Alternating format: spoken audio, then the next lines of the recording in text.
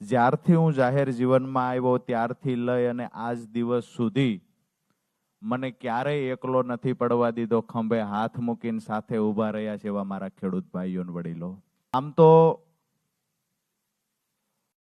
હું 2017-18 થી ખેડૂતનું સંગઠન બનાવી ખેડૂતો માટે લડતો. ત્યાર પછી 2021માં એક રાજકીય પાર્ટીની અંદર હું જોડાયો. એક સ્વપ્ન લઈને નીકળ્યા હતા કે અમારા ખેડૂતને કેવી રીતે સુખી સમૃદ્ધ બનાવી શકાય, કેવી રીતે ખેડૂતને ગામડાઓની અંદર જ વસવાટ કરી રહે, ગામડાઓ ભાંગે નહીં, ગામડા તૂટે નહીં, ખેડૂતનું મજબૂત સંગઠન બનાવી નાના મોટા ખેડૂતના પ્રશ્ન હોય તો એને વાચા કેવી રીતે આપી શકાય.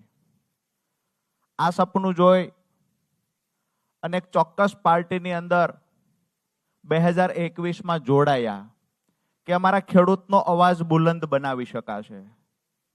પરંતુ ખેડૂતોના મુદ્દે જ્યારે પણ લડાઈ લડવાની થઈ છે તો મજબૂતાઈથી ખેડૂતોનો અવાજ બની સૌરાષ્ટ્રના તમામ ગામડાઓની અંદર, તમામ તાલુકાઓની અંદર જ્યારે પણ કુદરતી આફત આવી હોય, અતિવૃષ્ટિ, અનાવૃષ્ટિ, તો તમામ મુદ્દે અવાજો ઉઠાવ્યા.